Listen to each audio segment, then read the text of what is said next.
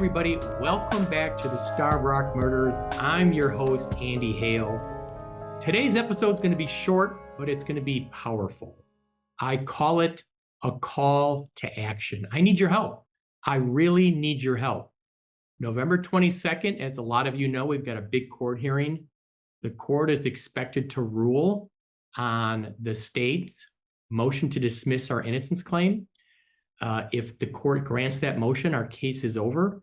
If the court denies that motion, we proceed to a third and final stage, which is an evidentiary hearing where I will get a chance to present all my evidence in court, live witnesses, like a trial. So November 22nd is a big day. It's coming up. It'll be here before you know it. But I am still investigating. I'm still digging. I'm still learning. I'm still trying to talk to people. So this is my call to action to all of you listening out there. If you know anything about the murders, you heard anything, rumors, tidbits, if you know anything, call our tip line. It's 833-DUMB-IT, okay, which is 833-386-6388. You can remain anonymous if you know anything. But let me go through some names. So people might have forgotten about some of these people. Glenn and William Palmatier. These were the guys that are linked to the phone call overheard by the telephone operator when she heard a person in Aurora who was calling from a payphone at a bar to the house of William Palmatier in Peru. And the caller said, you know, the kid still has bloody overalls in the trunk of the car. He's afraid of getting caught. And the other guy says, burn him. And they're talking about the big write-up on the murders, clearly talking about the Starved Rock murders. Glenn Palmatier lived in Aurora. William Palmatier became the mayor of Peru in 1961. If you know anything about these guys. Also linked to the Palmatier brothers was this guy named Lupe the Chief Cardenas. He was a big guy. He was, I believe, from Ottawa. The Illinois State Police noted he had been in Glenn Palmatier's bar all the time talking to Glenn Palmatier when they were doing surveillance. I actually think good chance that Lupe, the Chief Cardenas, was the one calling William Palmatier about the guy with the bloody overalls in the trunk of the car. If you know anything about him, please call the tip line, let us know. Then there's the Bray brothers. We did genetic genealogy on the hair, as you know, found on the glove finger of Frances Murphy, the same finger where the tip of her fingertip was missing. Our genealogy experts said that hair is linked to one of three brothers, either Leo Bray, Charles Bray, or Edward Shack Bray. That's who the hair is linked to.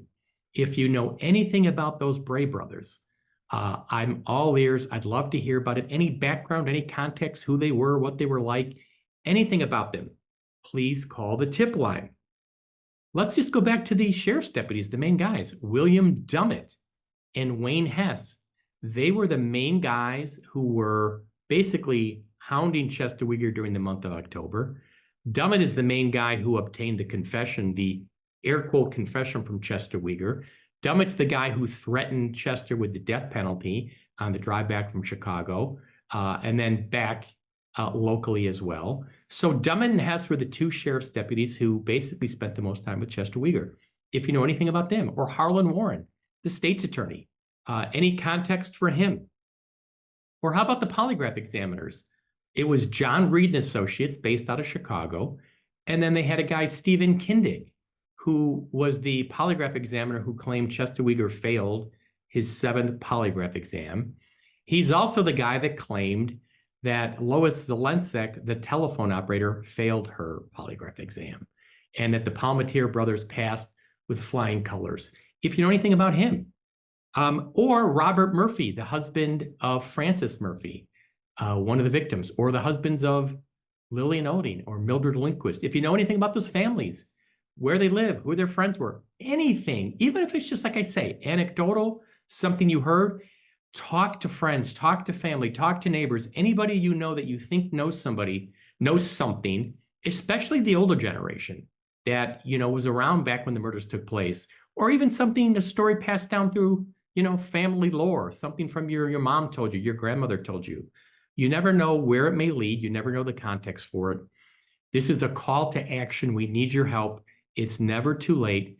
Call the tip line 833-DUMB-IT, which is also 833-386-6388. You can remain anonymous. No piece of information is too small. We really need your help. I appreciate everybody's support on behalf of Chester and his family. I hope to be back in the next couple of weeks with another episode I'm working on. Until then, stay tuned. Back soon.